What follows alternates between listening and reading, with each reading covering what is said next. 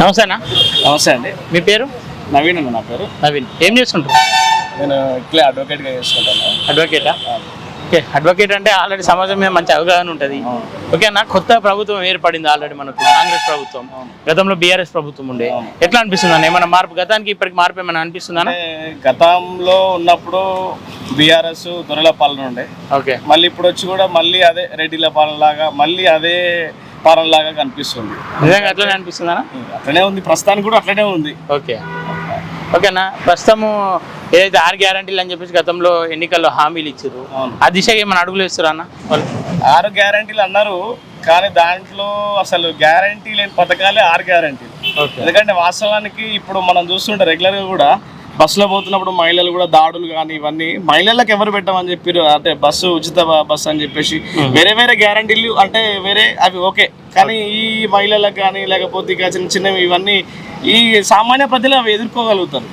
అవన్నీ నా దృష్టిలో అయితే పెద్దగా అవసరం లేదని చెప్పేసి నేను అనుకుంటున్నా. అవసరం లేని గ్యారంటీలు అవన్నీ. ఇప్పుడు 2 లక్షల రుణమాఫీ అని చెప్పారు, లేకపోతే ఉచితంగా ప్రతి మహిళకు 5,000 ఇస్తా అని చెప్పారు, రైతు బంధు పెంచుతా అని చెప్పారు, 15,000 ఇస్తా అని చెప్పారు, ఎకరానికి ఇస్తా అని చెప్పారు. కానీ ఏది కూడా అంటే మెజారిటీ ఉన్న గ్యారంటీలు ఏవి కూడా అమలు చేయలేదు. చిన్న చిన్న గ్యారంటీలు అంటే అవసరం లేనివి, జనాలకు అవసరం లేనివి ఇట్లాంటివి చేస్తున్నారు ఇప్పుడు గవర్నమెంట్ లో. ఓకే. ప్రజాపాలన అని చెప్పేసి అన్నారు, ప్రజలను కలుస్తాం, ప్రజలను కలుపుకొని పాలన చేస్తామని చెప్పేసి అన్నారు. ఆ దిశగా అడుగులు ఏమైనా కనిపిస్తున్నాయా? ప్రజాపాలన అని చెప్పారు అంటే పేరుకే ప్రజాపాలన. ప్రజాపాలన కాదు, ప్రజలను మభ్యపెట్టే పాలన లాగానే ఉన్నది. ఎందుకంటే అధికారంలో రావడానికి ఏదో ఒకటి చెప్పారు, అంటే గవర్నమెంట్ లో ఎవరో ఏదో ఒకటి చెప్పారు.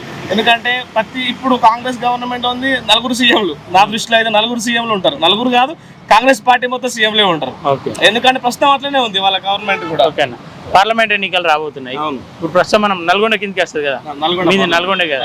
ఓకే. నల్గొండలో ప్రాంతంలో చూసుకుంటే రఘువీర్ రెడ్డి, కృష్ణారెడ్డి, శానంపూడి సైదిరెడ్డి, 3 అభ్యర్థులు ప్రధానంగా తిరుగుతున్నారు, ప్రధానమైన పార్టీల నుండి ఉన్నారు.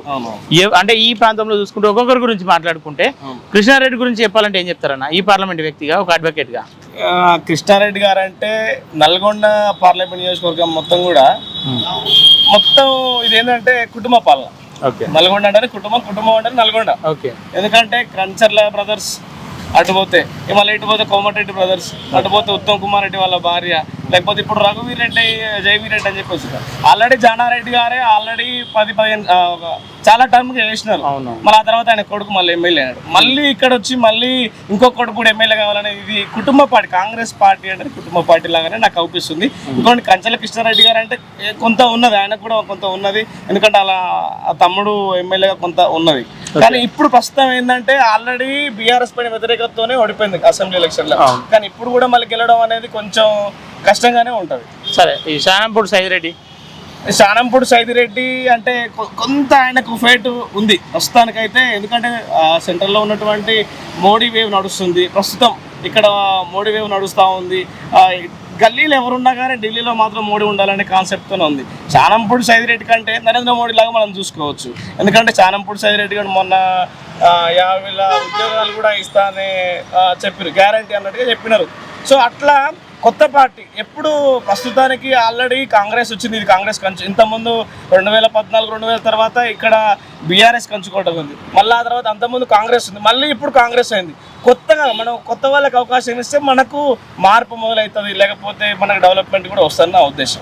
అంటే ఎవరు గెలుస్తారని చెప్పేసి అంటున్నాను. నేనైతే ఇక్కడ శానంపూడి సైదిరెడ్డి గారికి కొంచెం హోప్ ఉంది. కానీ ప్రస్తుతం చూసుకుంటే ఈ ప్రాంతంలో దాదాపు 6 ఎమ్మెల్యేలు కాంగ్రెస్ వాళ్ళే ఉన్నారు. అదే అన్న, కాంగ్రెస్ కంచుకోవటగానే ఉంది, అంటే ఉంది అవకాశం. బదులు పడుతుంది బీజేపీ తోటి అవుతుందా చెప్పలేము. ఎందుకంటే ఆదిలాబాద్ లో కూడా శివం బాబురావు గెలుస్తారని ఎవరు ఊహించలేదు. బీజేపీ అంటేనే చరిత్ర, అంటే మనం అనుకోలేము, తెలుసుకోలేము కూడా. ఎందుకంటే అదొక ఏమంటారు చరిత్ర. ఇంకోటి ఏంటంటే అది గెలిచే అవకాశాలు కూడా, ఎందుకంటే సైలెంట్ ఓటింగ్ ఎక్కువ ఉంటుంది అట్లా. ఎందుకంటే జనాలు చెప్పలేరు, ఓటు ద్వారా చూపిస్తారు. సో అట్లా నేను కూడా కొత్తగా ఉంటుందేమో అవకాశం నల్గొండ పార్లమెంట్లో. ఎందుకంటే ఆల్రెడీ కాంగ్రెస్తో విసిగిపోయారు, బీఆర్ఎస్తో విసిగిపోయారు. ఈసారి కొత్తగా అవకాశం ఇస్తారేమో అనేది నేను అనుకుంటున్నాను. ఫైనల్ అయితే ఎవరు గెలుస్తారన్న? శానంపూడి సైదిరెడ్డి. ఓకేనా, థ్యాంక్ యూ.